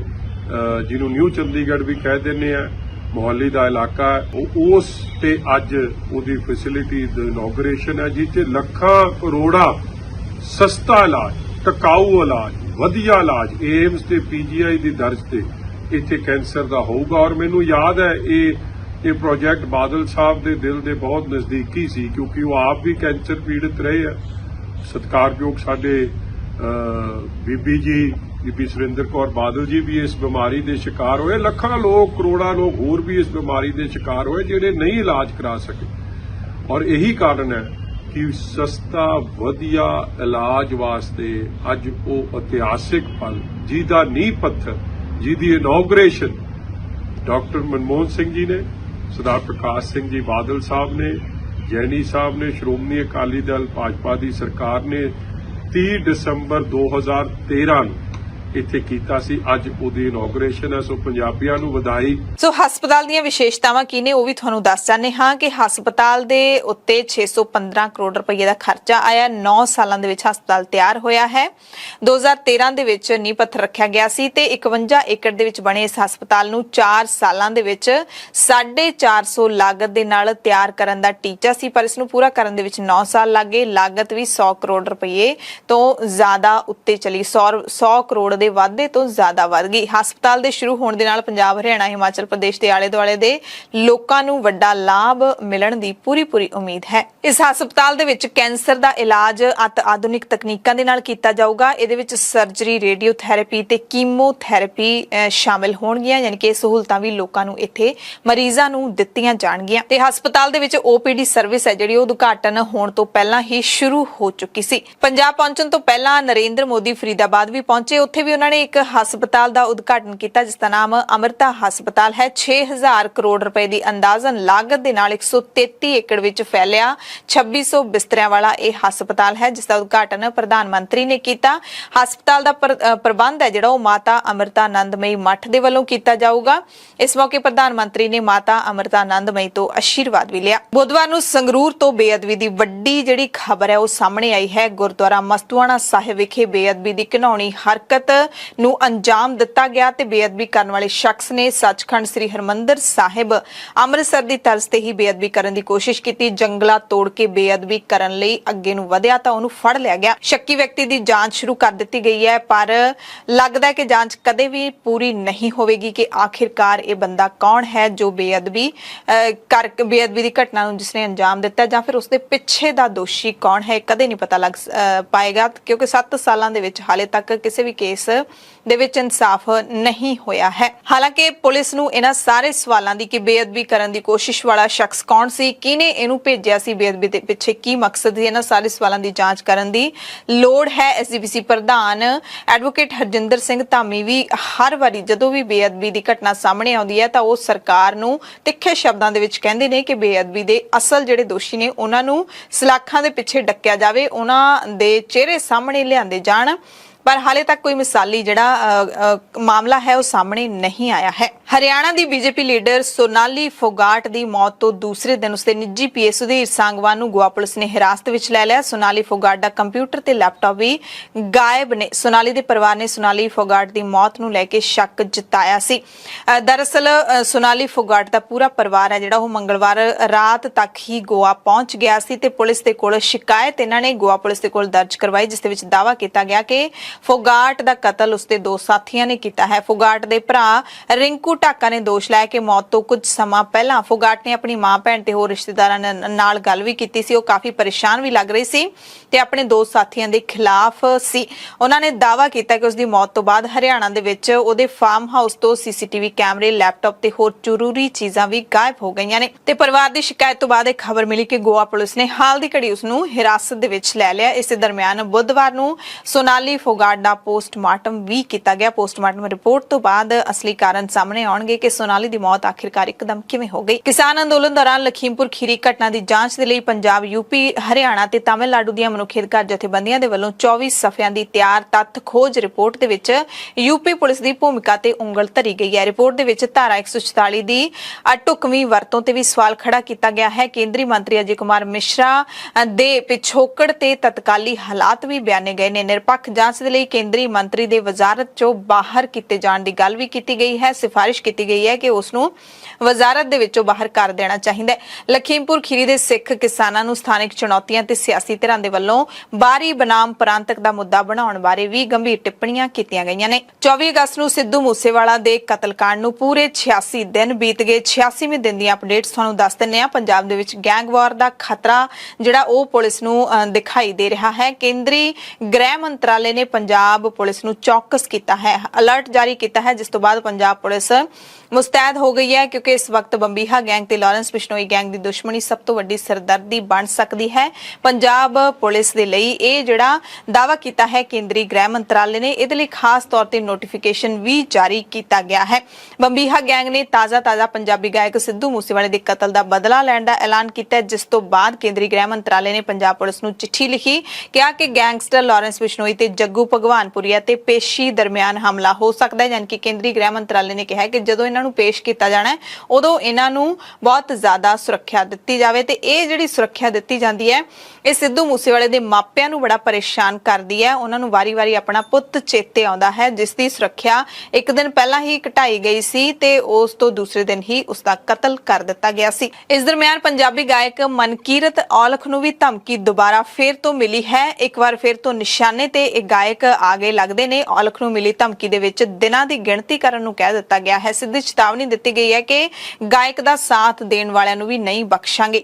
ਇਹ ਧਮਕੀ ਭਰੀ ਪੋਸਟ ਹੁਣ ਫੇਸਬੁੱਕ ਰਾਹੀਂ ਦਵਿੰਦਰ ਫਰਾਂਸ ਬੰਬੀਹਾ ਨਾਮ ਦੇ ਅਕਾਊਂਟ ਤੋਂ ਦਿੱਤੀ ਗਈ ਹੈ। ਲੋਕੇਸ਼ਨ ਹੈ ਜਿਹੜੀ ਇਸ ਦੀ ਉਹ ਪੁਰਤਗਾਲ ਦੇ ਸ਼ਹਿਰ ਲਿਸਬਨ ਦੀ ਪਾਈ ਗਈ ਹੈ ਤੇ ਵੀਰਵਾਰ 25 ਅਗਸਤ ਨੂੰ ਸਿੱਧੂ ਮੂਸੇਵਾਲੇ ਦੇ ਪਰਿਵਾਰ ਵੱਲੋਂ ਆਮ ਲੋਕਾਂ ਦੇ ਸਹਿਯੋਗ ਨਾਲ ਸਿੱਧੂ ਮੂਸੇਵਾਲਾ ਦੇ ਲਈ ਇਨਸਾਫ ਮਾਰਚ ਵੀ ਕੱਢਿਆ ਜਾ ਰਿਹਾ ਹੈ। ਮਾਨਸਾ ਦੇ ਲక్ష్ਮੀ ਨਾਰਾਇਣ ਮੰਦਿਰ ਤੋਂ ਲੈ ਕੇ ਪਿੰਡ ਜਵਾਰਕੇ ਦੇ ਕਤਲ ਵਾਲੀ ਥਾਂ ਤੱਕ ਸ਼ਾਂਤਮਈ ਕੈਂਡਲ ਮਾਰਚ ਕੱਢਿਆ ਜਾ ਰਿਹਾ ਹੈ, ਜਿਸ ਦਾ ਨਾਮ ਲਾਸਟ ਰਾਈਡ ਰੱਖਿਆ ਗਿਆ ਹੈ। ਸਿੱਧੂ ਮੂਸੇਵਾਲੇ ਨੂੰ ਚਾਹਣ ਵਾਲੇ ਤੇ ਇਨਸਾਫ ਪਸੰਦ ਲੋਕਾਂ ਨੂੰ, ਹਰ ਉਸ ਕਿਸੇ ਨੂੰ, ਚਾਹੇ ਉਹ ਸਿਆਸਤਦਾਨ ਹੋਵੇ, ਚਾਹੇ ਉਹ ਸਮਾਜ ਸੇਵੀ ਹੋਵੇ, ਕੋਈ ਵੀ ਹੋਵੇ, ਸਭ ਨੂੰ ਸੱਦਾ ਦਿੱਤਾ ਹੈ। ਮੂਸੇਵਾਲੇ ਦੇ ਮਾਪਿਆਂ ਨੇ 25 ਅਗਸਤ ਨੂੰ ਸ਼ਾਮ ਨੂੰ 4 ਵਜੇ ਇੱਥੇ ਪਹੁੰਚਣ ਦਾ ਤੇ ਮਾਂ ਪਿਓ ਦੋਵਾਂ ਨੇ, ਬਲਕੌਰ ਸਿੰਘ ਤੇ ਚਰਨ ਕੌਰ ਨੇ ਅਪੀਲ ਕੀਤੀ ਹੈ ਕਿ ਇੱਕ ਥਾਂ ਤੇ ਇਕੱਠੇ ਹੋਣ ਦੀ ਬਜਾਏ ਉਹ 25 ਅਗਸਤ ਨੂੰ ਸਾਰੇ ਲੋਕ ਆਪੋ ਆਪਣੇ ਇਲਾਕਿਆਂ ਦੇ ਵਿੱਚ ਸ਼ਾਂਤਮਈ ਤਰੀਕੇ ਨਾਲ ਕੈਂਡਲ ਮਾਰਚ ਕੱਢਣ ਤਾਂ ਜੋ ਉਹਨਾਂ ਦੇ ਪੁੱਤ ਨੂੰ ਇਨਸਾਫ ਦਿਵਾਇਆ ਜਾ ਸਕੇ। ਯਾਨੀ ਕਿ ਉਹਨਾਂ ਨੇ ਥੋੜੀ ਜੀ ਅਪੀਲ ਦੇ ਵਿੱਚ ਚੇਂਜ ਲਿਆਂਦਾ ਹੈ ਕਿ ਤੁਸੀਂ ਮਾਨਸਾ ਸਾਰੇ ਇਕੱਠੇ ਹੋਣ ਦੀ ਬਜਾਏ ਜਿੱਥੇ ਵੀ ਹੈਗੇ ਹੋ ਉੱਥੇ ਆਪੋ ਆਪਣੇ ਇਲਾਕੇ ਦੇ ਵਿੱਚ, ਪਿੰਡ ਸ਼ਹਿਰ ਦੇ ਵਿੱਚ ਇਹ ਕੈਂਡਲ ਮਾਰਚ ਜ਼ਰੂਰ ਕੱਢਿਓ। ਮੈਂ ਤੁਹਾਨੂੰ ਜਿੰਨੀ ਜੋਗਾ ਹਾਂ ਕੋਈ ਅਗਲਾ ਜਿਹੜਾ ਕੋਈ ਪ੍ਰੋਗਰਾਮ ਹੈ ਉਹ ਦੇਵਾਂਗਾ ਤੇ ਮੈਂ ਸਰਕਾਰ ਨੂੰ ਵੀ ਇਹ ਗੱਲ ਕਹਿਣਾ ਕਿ ਇਹ ਤੋਂ ਬਾਅਦ ਗੱਲ ਬੱਸੋਂ ਬਾਹਰ ਹੁੰਦੀ ਹੈ ਕਿ ਸਾਡੇ ਹੱਥ ਖੜੇ ਨੇ, ਅਸੀਂ ਪੂਰਾ ਪ੍ਰੋਪਰ ਟਾਈਮ ਦਿੱਤਾ ਸਰਕਾਰ ਨੂੰ। ਦੂਜੀ ਲੜਾਈ ਜਿਹੜੀ ਹੈਗੀ ਹੈ ਗੈਂਗਸਟਰਾਂ ਦੀ ਹੈ, ਆਪਾਂ ਨੂੰ ਥੋੜਾ ਜਿਹਾ ਤਕੜੇ ਹੋਣਾ ਪੈਣਾ। ਮੈਂ ਤੁਹਾਡੇ ਸਾਰਿਆਂ ਦੇ ਚਰਨਾਂ 'ਚ ਇੱਕੋ ਹੀ ਬੇਨਤੀ ਕਰਦਾ, ਤੁਸੀਂ ਜਿਹੜੇ ਵੀ ਪਿੰਡਾਂ ਤੋਂ ਆਏ ਹੋ, ਤੁਹਾਡੇ ਕਲੱਬ ਨੇ, ਤੁਸੀਂ ਸਿੱਧੂ ਨੂੰ, ਆਪਦੇ ਭਰਾ ਨੂੰ ਪਿਆਰ ਕਰਦੇ ਹੋ, ਤੁਸੀਂ ਇਕੱਠੇ ਹੋ ਕੇ ਆਪਦੀ ਰਾਏ ਕਰੋ, ਤੁਸੀਂ ਕੈਂਡਲ ਮਾਰਚ ਕੱਢੋ ਆਪੋ ਆਪਣੇ ਪਿੰਡ ਜਿੱਥੇ ਵੀ ਤੁਸੀਂ ਬੈਠੇ ਹੋ, ਦੂਰ ਨੇੜੇ ਜੋ ਵੀ ਹੈ। ਅਗਲੇ ਹਫ਼ਤੇ ਮੈਂ ਅੱਜ ਦੇ ਪ੍ਰੋਗਰਾਮ ਤੇ ਮੈਂ ਇਹੀ ਗੱਲ ਮੈਂ ਦੱਸਣੀ ਵੀ ਚਾਹੁੰਦਾ ਇਸ ਗੱਲ ਦੀ ਵੀ ਅਸੀਂ ਚੁੱਪ ਕਰਕੇ ਨਹੀਂ ਬੈਠਾਂਗੇ, ਸਾਨੂੰ ਸੜਕਾਂ ਤੇ ਆਉਣਾ ਪੈਣਾ ਹੈ, ਪਰ ਅਸੀਂ ਫਿਰ ਵੀ ਕੋਈ ਕਾਹਲ ਨਹੀਂ ਵਰਤਾਂਗੇ। ਇਹਦੀ ਜ਼ਿੰਮੇਵਾਰੀ ਇਸ ਦਰਮਿਆਨ ਸ਼੍ਰੋਮਣੀ ਅਕਾਲੀ ਦਲ ਦੇ ਸੀਨੀਅਰ ਲੀਡਰ ਤੇ ਸਾਬਕਾ ਕੈਬਨਿਟ ਮੰਤਰੀ ਬਿਕਰਮ ਸਿੰਘ ਮਜੀਠੀਆ ਵੀ ਮੂਸਾ ਪਿੰਡ ਪਹੁੰਚੇ। ਮੂਸੇਵਾਲੇ ਦੇ ਘਰੇ ਜਾ ਕੇ ਮਾਪਿਆਂ ਦੇ ਨਾਲ ਦੁੱਖ ਸਾਂਝਾ ਕੀਤਾ ਤੇ ਸੁਰੱਖਿਆ ਦੇ ਵਿੱਚ ਕਟੌਤੀ ਕਰਨ ਵਾਲਿਆਂ ਦੇ ਖਿਲਾਫ ਕਾਰਵਾਈ ਦੀ ਮੰਗ ਕੀਤੀ। ਮਜੀਠੀਆ ਨੇ ਕਿਹਾ ਕਿ ਬਹੁਤ ਹੀ ਦੁਖਦਾਈ ਹਾਦਸਾ ਸੀ ਕਿਉਂਕਿ ਜਿਹਨੇ ਬਹੁਤ ਹੀ ਛੋਟੀ ਉਮਰ ਦੇ ਵਿੱਚ ਪੰਜਾਬ ਦਾ ਨਾਮ ਦੁਨੀਆ ਭਰ ਦੇ ਵਿੱਚ ਰੌਸ਼ਨ ਕੀਤਾ ਹੋਵੇ, ਉਸ ਦਾ ਦਿਨ ਦਿਹਾੜੇ ਕਤਲ ਹੋ ਜਾਣਾ ਸਰਕਾਰ ਤੇ ਪ੍ਰਸ਼ਾਸਨ ਦੀ ਨਾਕਾਮੀ ਨੂੰ ਦਰਸਾਉਂਦਾ ਹੈ। ਮਜੀਠੀਆ ਨੇ ਕਿਹਾ ਕਿ ਘਟਨਾ ਦੇ ਵਕਤ ਮੈਂ ਤੇ ਬਲਵੰਤ ਸਿੰਘ ਰਾਜੋਆਣਾ ਜੇਲ੍ਹ ਦੇ ਵਿੱਚ ਇਕੱਠੇ ਹੀ ਸੀ ਤੇ ਅੱਜ ਕਹਿੰਦੇ ਮੈਂ ਦੋਵਾਂ ਦੇ ਵੱਲੋਂ ਪਰਿਵਾਰ ਦੇ ਨਾਲ ਅਫਸੋਸ ਪ੍ਰਗਟ ਕਰਨ ਆਇਆ ਕਿਉਂਕਿ ਸਿੱਧੂ ਮੂਸੇਵਾਲੇ ਦੇ SYL ਗਾਣੇ ਦੇ ਵਿੱਚ ਬਲਵੰਤ ਸਿੰਘ ਰਾਜੋਆਣਾ ਦਾ ਵੀ ਜ਼ਿਕਰ ਆਉਂਦਾ ਹੈ। ਮਜੀਠੀਆ ਨੇ ਕਿਹਾ ਕਿ ਇਨਸਾਫ ਦੀ ਲੜਾਈ ਦੇ ਵਿੱਚ ਉਹ ਪਾਰਟੀ ਪੱਧਰ ਤੋਂ ਉੱਤੇ ਉੱਠ ਕੇ ਪਰਿਵਾਰ ਦੇ ਨਾਲ ਮੋਢਾ ਜੋੜ ਕੇ ਖੜੇ ਨੇ। ਪੰਜਾਬ ਦੇ ਵਿੱਚ ਨਿਤ ਨਵੇਂ ਉੱਠ ਰਹੇ ਘੁਟਾਲਿਆਂ ਦੀ ਗੱਲ ਕਰ ਲਈਏ ਤਾਂ ਸਾਬਕਾ ਕੈਬਨਿਟ ਮੰਤਰੀ ਭਾਰਤ ਭੂਸ਼ਣ ਆਸ਼ੂ ਦੀ ਵਿਜੀਲੈਂਸ ਵੱਲੋਂ ਕੀਤੀ ਗਈ ਗ੍ਰਿਫਤਾਰੀ ਤੋਂ ਬਾਅਦ ਹੁਣ ਇੱਕ ਹੋਰ ਕਾਂਗਰਸ ਦੇ ਸਾਬਕਾ ਕੈਬਨਿਟ ਮੰਤਰੀ ਨਿਸ਼ਾਨੇ ਤੇ ਆ ਗਏ ਨੇ। ਨਾਮ ਹੈ ਮਨਪ੍ਰੀਤ ਸਿੰਘ ਬਾਦਲ। ਇਹਨਾਂ ਦੇ ਖਿਲਾਫ ਅਨਾਜ ਘੁਟਾਲੇ ਦੀ ਸ਼ਿਕਾਇਤ ਹੁਣ ਵਿਜੀਲੈਂਸ ਕੋਲ ਪਹੁੰਚ ਗਈ ਹੈ। ਸ਼ਿਕਾਇਤ ਬੀਜੇਪੀ ਦੇ ਲੀਡਰ ਤੇ ਬਠਿੰਡਾ ਤੋਂ ਸਾਬਕਾ ਵਿਧਾਇਕ ਸਰੂਪ ਚੰਦ ਸਿੰਗਲਾ ਨੇ ਦਿੱਤੀ ਹੈ। ਵਿਜੀਲੈਂਸ ਨੂੰ ਦਿੱਤੀ ਸ਼ਿਕਾਇਤ ਦੇ ਵਿੱਚ ਸਿੰਗਲਾ ਨੇ ਇਲਜ਼ਾਮ ਲਾਇਆ ਕਿ ਮਨਪ੍ਰੀਤ ਬਾਦਲ ਨੇ ਆਪਣੇ ਨਜ਼ਦੀਕੀਆਂ ਦੇ ਨਾਲ ਮਿਲ ਕੇ ਪਹਿਲਾਂ ਇੱਕ ਜਾਲੀ ਕੰਪਨੀ ਬਣਾਈ, ਫਿਰ ਅਨਾਜ ਦੀ ਢੋਆ-ਢੁਆਈ ਕਰਵਾਈ। ਇਲਜ਼ਾਮ ਲੱਗਿਆ ਕਿ ਮਨਪ੍ਰੀਤ ਬਾਦਲ ਨੇ ਆਪਣੇ ਡਰਾਈਵਰ ਤੇ ਗਨਮੈਨ ਦੇ ਨਾਂ ਤੇ ਕੰਪਨੀ ਬਣਾਈ ਸੀ। ਸਰੂਪ ਸਿੰਗਲਾ ਨੇ ਚਿੱਠੀ ਦੇ ਵਿੱਚ ਲਿਖਿਆ ਹੈ ਕਿ 2017 ਤੋਂ ਲੈ ਕੇ 22 ਦੇ ਵਿੱਚ ਅਨਾਜ ਦੀ ਢੁਆਈ ਲਈ ਮਨਪ੍ਰੀਤ ਬਾਦਲ ਦੇ ਵੱਲੋਂ JV ਕੰਟਰੈਕਟਰ ਜਿਸ ਦਾ ਸੇਲ ਟੈਕਸ ਨੰਬਰ ਵੀ ਲਿਆ ਹੋਇਆ, ਇਸ ਦੇ ਜ਼ਰੀਏ ਘੁਟਾਲਾ ਕੀਤਾ। ਮਨਪ੍ਰੀਤ ਦੇ ਸਾਲੇ ਜੈਜੀਤ ਸਿੰਘ ਜੌਲ ਦਾ ਪਰਸਨਲ ਡਰਾਈਵਰ ਜਗਜੀਤ ਸਿੰਘ ਬਰਾੜ ਤੇ ਮਨਪ੍ਰੀਤ ਬਾਦਲ ਦੇ ਪੁੱਤ ਅਰਜੁਨ ਬਾਦਲ ਦਾ ਗਨਮੈਨ ਗੁਰਤੇਜ ਸਿੰਘ ਇਹਨਾਂ ਦੇ ਜ਼ਰੀਏ ਕਹਿੰਦੇ ਸਰਕਾਰੀ ਨਿਯਮਾਂ ਤੇ ਕਾਨੂੰਨਾਂ ਨੂੰ ਛਿੱਕੇ ਟੰਗ ਕੇ ਫੂਡ ਸਪਲਾਈ ਦੇ ਅਧਿਕਾਰੀਆਂ ਦੀ ਮਦਦ ਨਾਲ ਗਰੀਬ ਟਰੱਕ ਆਪਰੇਟਰਾਂ ਦਾ ਇਹਨਾਂ ਨੇ ਹੱਕ ਮਾਰਿਆ ਹੈ। ਇਸ ਤੋਂ ਇਲਾਵਾ ਇਹ ਵੀ ਇਲਜ਼ਾਮ ਲਾਇਆ ਗਿਆ ਕਿ ਢੋਆ ਢੁਆਈ ਦੀ ਫਰਜ਼ੀ ਬਿਲਿੰਗ ਦੇ ਨਾਲ ਫਰਜ਼ੀ ਟਰੱਕਾਂ ਦੇ ਨੰਬਰ ਲਿਖ ਕੇ ਫੂਡ ਸਪਲਾਈ ਮਹਿਕਮੇ ਤੋਂ ਮੋਟੀ ਰਕਮ ਵੀ ਵਸੂਲੀ ਗਈ। ਇਹ ਘੁਟਾਲਾ ਵੀ ਕਹਿੰਦੇ ਭਾਰਤ ਭੂਸ਼ਣ ਆਸ਼ੂ ਵੱਲੋਂ ਕੀਤੇ ਘੁਟਾਲੇ ਦੇ ਵਾਂਗ ਹੀ ਹੈ, ਸੋ ਇਸ ਦੀ ਜਾਂਚ ਕੀਤੀ ਜਾਵੇ, ਮੁਲਜ਼ਮਾਂ ਖਿਲਾਫ ਪਰਚਾ ਦਰਜ ਕੀਤਾ ਜਾਵੇ। ਸੋ ਮਨਪ੍ਰੀਤ ਬਾਦਲ ਦੇ ਖਿਲਾਫ ਹਾਲੇ ਸ਼ਿਕਾਇਤ ਪਹੁੰਚੀ ਹੈ, ਹਾਲੇ ਵਿਜੀਲੈਂਸ ਦੇ ਵੱਲੋਂ ਕੋਈ ਕਾਰਵਾਈ ਨਹੀਂ ਕੀਤੀ ਗਈ ਹੈ ਤੇ ਦੂਸਰੇ ਪਾਸੇ ਭਾਰਤ ਭੂਸ਼ਣ ਆਸ਼ੂ ਨੇ ਜਿਹੜੇ ਉਹ 4 ਦਿਨ ਦੇ ਪੁਲਿਸ ਰਿਮਾਂਡ ਤੇ ਚੱਲ ਰਹੇ ਨੇ, ਉਹਨਾਂ ਦੇ ਖਿਲਾਫ ਵੀ ਹਲੇ ਦੋਸ਼ ਕੋਈ ਵੀ ਸਿੱਧ ਨਹੀਂ ਹੋਇਆ, ਜਾਂਚ ਚੱਲ ਰਹੀ ਹੈ। ਹਰਿਆਣਾ ਤੋਂ ਖਬਰ ਹੈ ਜਿੱਥੇ ਸੋਮਵਾਰ ਨੂੰ ਪ੍ਰੈਸ ਕਾਨਫਰੰਸ ਕਰਕੇ ਅਕਾਲੀ ਦਲ ਦੇ ਕੁਝ ਲੀਡਰਾਂ ਨੇ ਪਾਰਟੀ ਤੋਂ ਅਸਤੀਫੇ ਦੇ ਕੇ ਨਵੀਂ ਪਾਰਟੀ ਅਕਾਲੀ ਦਲ ਹਰਿਆਣਾ ਬਣਾਉਣ ਦਾ ਐਲਾਨ ਕਰ ਦਿੱਤਾ ਸੀ ਤੇ ਬੁੱਧਵਾਰ ਨੂੰ ਬਚੇ ਹੋਏ ਅਕਾਲੀ ਲੀਡਰਾਂ ਨੇ ਪ੍ਰੈਸ ਕਾਨਫਰੰਸ ਕਰਕੇ ਬਾਗੀ ਲੀਡਰਾਂ ਨੂੰ ਮੌਕਾ ਪ੍ਰਸਤ ਦੱਸਦਿਆਂ ਦਾਅਵਾ ਕੀਤਾ ਕਿ ਅਜਿਹੇ ਲੋਕਾਂ ਦੇ ਸ਼੍ਰੋਮਣੀ ਅਕਾਲੀ ਦਲ ਬਾਦਲ ਨੂੰ ਅਲਵਿਦਾ ਕਹਿਣ ਦੇ ਨਾਲ ਕੋਈ ਫਰਕ ਨਹੀਂ ਪੈਣਾ। ਕਹਿੰਦੇ ਇਹ ਜਿਹੜੇ ਲੋਕ ਸ਼੍ਰੋਮਣੀ ਅਕਾਲੀ ਦਲ ਬਾਦਲ ਨੂੰ ਛੱਡ ਕੇ ਹਰਿਆਣੇ ਦਾ ਵੱਖਰਾ ਅਕਾਲੀ ਦਲ ਬਣਾਉਣ ਦਾ ਦਾਅਵਾ ਕਰ ਰਹੇ ਨੇ, ਇਹਨਾਂ ਦਾ ਤਾਂ ਕਹਿੰਦੇ ਕੋਈ ਵਜੂਦ ਹੀ ਨਹੀਂ ਹੈ।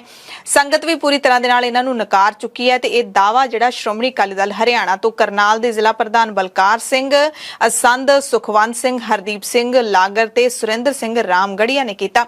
ਉਹਨਾਂ ਕਿਹਾ ਕਿ ਚੰਦ ਕੁ ਲੋਕਾਂ ਨੂੰ ਛੱਡ ਕੇ ਕਰਨਾਲ ਦੀਆਂ ਸਾਰੀਆਂ ਗੁਰਦੁਆਰਾ ਸਭਾ ਸੁਸਾਇਟੀਆਂ ਤੇ ਹੋਰ ਸੀਨੀਅਰ ਲੀਡਰ ਨੇ ਜਿਹੜੇ ਉਹ ਸ਼੍ਰੋਮਣੀ ਅਕਾਲੀ ਦਲ ਬਾਦਲ ਦੇ ही नाल ने। एसजीपीसी से एक इंस्पेक्टर आता है फिर गोल खुलती है। ये हमारा एक्स प्रधान बैठे हैं, एक रुपए का साफ रिटर्न में होता है, साइन होता है, एक चाबी उसके पास होती है, एक चाबी गुरुद्वारे में होती है। ये तो कहने वाले इल्जाम है। बादल परिवार बड़ी बात है कि वहां जाके कहना है कि अच्छे दिन के लोगों को कमरा तक नहीं मिलता वहां जाके। जवाब दिया। अच्छे दिन होते हैं ना भैया, सभी पीछे चलते हैं। जब किसी पार्टी के बुरे दिन होते हैं ना, पीछे से भाग जाते हैं। ये वो उन लोगों में से है। ये 3 बार पार्टी छोड़ के गया भूपिंदर सिंह। अब मैं आपकी नॉलेज के लिए और बताऊं, जिन्होंने हमारे मीरी पीरी मेडिकल कॉलेज के लिए हमने लाठी खाई, डंडे खाए, मेडिकल कॉलेज शुरू किया, ओपीडी शुरू है, इन लोगों का हमारा हुड्डा साहब ने उसको एक भी एनओसी नहीं दी।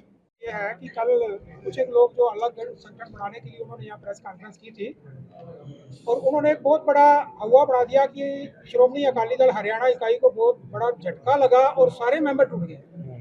आज की हमारी जो प्रेस कॉन्फ्रेंस है वो मेन मुद्दा यही है कि ये जितने भी सारे बैठे हैं ये जिला इकाई है और आज जिला स्तर की ये प्रेस कॉन्फ्रेंस है और हमारे जिले के सारे पदाधिकारी आपके सामने कैमरे के सामने है, एक आपको जो है ना उसकी कि आज करनाल जिला इकाई की प्रेस कॉन्फ्रेंस है और जिले के सारे पदाधिकारी आपके सामने बैठे हैं।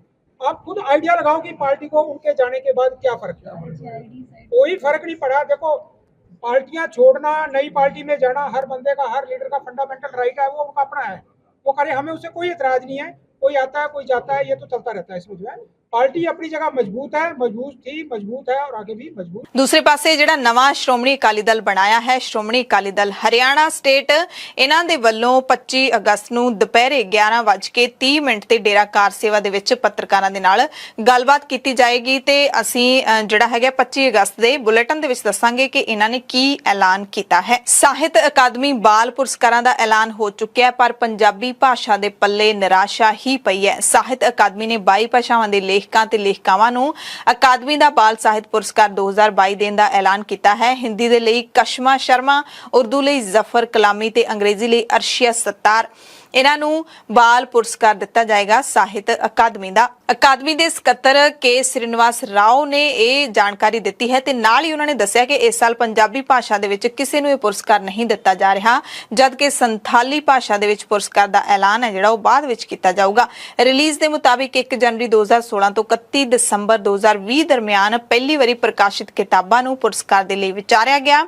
ਪੁਰਸਕਾਰ ਲਈ ਚੁਣੇ ਗਏ ਲੇਖਕਾਂ ਨੂੰ ਇਸ ਸਾਲ 14 ਨਵੰਬਰ ਨੂੰ ਸਨਮਾਨਿਤ ਕੀਤਾ ਜਾਵੇਗਾ ਤੇ ਇਸ ਸਨਮਾਨ ਦੇ ਤਹਿਤ ਤਾਂਬਰ ਪੱਤਰ ਦਿੱਤਾ ਜਾਂਦਾ ਹੈ ਤੇ ਇਨਾਮ ਵਜੋਂ 50,000 ਰੁਪਏ ਦੀ ਰਾਸ਼ੀ ਹੈ ਜਿਹੜੀ ਉਹ ਲੇਖਕਾਂ ਨੂੰ ਦਿੱਤੀ ਜਾਂਦੀ ਹੈ। ਕੇਰਲਾ ਪੁਲਿਸ ਨੇ ਸੋਨੇ ਦੀ ਤਸਕਰੀ ਦੇ ਇੱਕ ਮਾਮਲੇ ਦੀ ਮੁੱਖ ਮੁਲਜ਼ਮ ਸਵਪਨਾ ਸੁਰੇਸ਼ ਦੇ ਲਈ ਜਾਲੀ ਡਿਗਰੀ ਸਰਟੀਫਿਕੇਟ ਬਣਾਉਣ ਦੇ ਦੋਸ਼ ਵਿੱਚ ਇੱਕ ਵਿਅਕਤੀ ਨੂੰ ਗ੍ਰਿਫਤਾਰ ਕੀਤਾ ਹੈ। ਉਹ ਪੰਜਾਬ ਦਾ ਰਹਿਣ ਵਾਲਾ ਹੈ। ਕੇਰਲਾ ਪੁਲਿਸ ਦੀ ਟੀਮ ਤੜਕੇ ਪੰਜਾਬ ਪਹੁੰਚੀ। ਪੰਜਾਬ ਦੇ ਰਹਿਣ ਵਾਲੇ ਸਚਿਨ ਦਾਸ ਨੂੰ ਗ੍ਰਿਫਤਾਰ ਕਰਕੇ ਕੇਰਲਾ ਲੈ ਗਈ। ਪੁਲਿਸ ਦੀ 4 ਮੈਂਬਰੀ ਟੀਮ ਨੇ ਪੰਜਾਬ ਦੇ ਵਿੱਚ ਇਸ ਮੁਲਜ਼ਮ ਨੂੰ ਗ੍ਰਿਫਤਾਰ ਕੀਤਾ। ਸਚਿਨ ਦਾਸ ਨੂੰ ਤੇ ਟੀਮ 18 ਅਗਸਤ ਨੂੰ ਪੰਜਾਬ ਪਹੁੰਚੀ ਸੀ ਤੇ 23 ਅਗਸਤ ਨੂੰ ਇਸ ਦੀ ਗ੍ਰਿਫਤਾਰੀ ਹੋਈ। ਦੋਸ਼ ਹੈ ਕਿ ਸੁਰੇਸ਼ ਨੂੰ ਜਾਲੀ ਸਰਟੀਫਿਕੇਟ ਦੇ ਆਧਾਰ ਤੇ ਸਪੇਸ ਇਸ ਪਾਰਕ ਦੇ ਵਿੱਚ ਸਲਾਹਕਾਰ ਵਜੋਂ ਨਿਯੁਕਤ ਕੀਤਾ ਗਿਆ ਸੀ। ਇਸ ਸੰਬੰਧੀ ਮਾਮਲਾ ਦਰਜ ਕਰ ਲਿਆ ਗਿਆ। ਸਾਰੀ ਜ਼ਿੰਦਗੀ ਕਾਂਗਰਸ ਦੇ ਵਫਾਦਾਰ ਰਹਿ ਕੇ ਭਾਜਪਾ ਦੇ ਵਿੱਚ ਸ਼ਾਮਿਲ ਹੋਣ ਵਾਲੇ ਸੁਨੀਲ ਜਾਖੜ ਨੇ ਪੰਜਾਬ ਦੇ ਸਿਹਤ ਮੰਤਰੀ ਚੇਤਨ ਸਿੰਘ ਜੌੜੇ ਮਾਜਰਾ ਤੇ ਤੰਜ ਕੱਸਿਆ ਹੈ। ਜਾਖੜ ਨੇ ਕਿਹਾ ਕਿ ਪ੍ਰਧਾਨ ਮੰਤਰੀ ਮੋਹਾਲੀ ਨੂੰ ਕੈਂਸਰ ਹਸਪਤਾਲ ਦੇ ਕੇ ਜਾ ਰਹੇ ਨੇ ਤੇ ਮੈਂ ਮੁੱਖ ਮੰਤਰੀ ਭਗਵੰਤ ਮਾਨ ਨੂੰ ਅਪੀਲ ਕਰਦਾ ਕਿ ਸਿਹਤ ਮੰਤਰੀ ਨੂੰ ਇੱਥੇ ਨਾ ਭੇਜਿਆ ਜਾਵੇ। ਹਸਪਤਾਲ ਇੱਕ ਇਮਾਰਤ ਹੈ ਪਰ ਇਲਾਜ ਡਾਕਟਰਾਂ ਨੇ ਹੀ ਕਰਨਾ ਹੈ। ਜਾਖੜ ਦਾ ਤਾਨਾ ਬਾਬਾ ਫਰੀਦ ਮੈਡੀਕਲ ਯੂਨੀਵਰਸਿਟੀ ਫਰੀਦਕੋਟ ਦੇ ਵਾਈਸ ਚਾਂਸਲਰ ਡਾਕਟਰ ਰਾਜ ਬਹਾਦਰ ਨੂੰ ਲੈ ਕੇ ਸੀ, ਜਿਸ ਨੂੰ ਗੰਦੇ ਗੱਦੇ ਤੇ ਲੰਮੇ ਪੈਣ ਦੇ ਲਈ ਕਿਹਾ ਗਿਆ ਸੀ। ਸਿਹਤ ਮੰਤਰੀ ਦੇ ਵੱਲੋਂ ਪੰਜਾਬ ਦੇ ਵਿੱਚ ਵਿਜੀਲੈਂਸ ਬਿਊਰੋ ਲਗਾਤਾਰ ਸਰਗਰਮ ਨਜ਼ਰ ਆ ਰਿਹਾ ਹੈ। ਵਿਜੀਲੈਂਸ ਬਿਊਰੋ ਦੇ ਵੱਲੋਂ ਸੂਬੇ ਦੇ ਵਿੱਚ ਭ੍ਰਿਸ਼ਟਾਚਾਰ ਵਿਰੁੱਧ ਵਿੱਢੀ ਮੁਹਿੰਮ ਦੇ ਦੌਰਾਨ motor vehicle inspector Jalandhar Naresh Kaler ਅਤੇ ਇੱਕ ਪ੍ਰਾਈਵੇਟ ਏਜੰਟ ਰਾਮਪਾਲ ਉਰਫ ਰਾਧੇ ਨੂੰ ਕਾਬੂ ਕਰਕੇ ਉਹਨਾਂ ਦੇ ਕੋਲੋਂ ਵਾਹਨਾਂ ਦੇ ਲਈ ਫਿਟਨੈਸ ਸਰਟੀਫਿਕੇਟ ਜਾਰੀ ਕਰਨ ਦੇ ਸ਼ੱਕੀ ਦਸਤਾਵੇਜ਼ਾਂ ਤੋਂ ਇਲਾਵਾ ਰਿਸ਼ਵਤ ਦੀ ਰਕਮ ਵਜੋਂ 12.5 ਲੱਖ ਰੁਪਏ ਬਰਾਮਦ ਕੀਤੇ ਗਏ ਨੇ ਤੇ ਵਿਜੀਲੈਂਸ ਬਿਊਰੋ ਦੇ ਵੱਲੋਂ ਬੁੱਧਵਾਰ ਨੂੰ ਸੂਬੇ ਦੇ ਵਿੱਚ 7 ਜ਼ਿਲ੍ਹਿਆਂ ਦੇ ਵਿੱਚ ਅੰਮ੍ਰਿਤਸਰ, ਗੁਰਦਾਸਪੁਰ, ਫਿਰੋਜ਼ਪੁਰ, ਫਰੀਦਕੋਟ, ਮਾਨਸਾ, ਜਲੰਧਰ ਤੇ ਹੁਸ਼ਿਆਰਪੁਰ ਦੇ MVI ਦਫ਼ਤਰਾਂ ਦੀ ਅਚਨਚੇਤ ਚੈਕਿੰਗ ਵੀ ਕੀਤੀ ਗਈ। ਇਸ ਦੌਰਾਨ ਟੀਮਾਂ ਦੇ ਵੱਲੋਂ ਕਈ ਥਾਵਾਂ ਤੋਂ MVI ਅਤੇ ਸਬੰਧਿਤ RTA ਦਫ਼ਤਰਾਂ ਤੋਂ ਵਾਹਨਾਂ ਨੂੰ ਫਿਟਨੈਸ ਸਰਟੀਫਿਕੇਟ ਜਾਰੀ ਕਰਨ ਦੇ ਸ਼ੱਕੀ ਰਿਕਾਰਡ ਵੀ ਜ਼ਬਤ ਕੀਤੇ ਨੇ। ਪੰਜਾਬ ਦੀਆਂ ਖਾਸ ਖਬਰਾਂ ਦੇ ਖਾਸ ਬੁਲੇਟਿਨ ਦੇ ਵਿੱਚ ਤੁਹਾਡੇ ਸਭ ਤੋਂ ਇਜਾਜ਼ਤ ਚਾਹੁੰਦੇ ਹਾਂ। ਧੰਨਵਾਦ।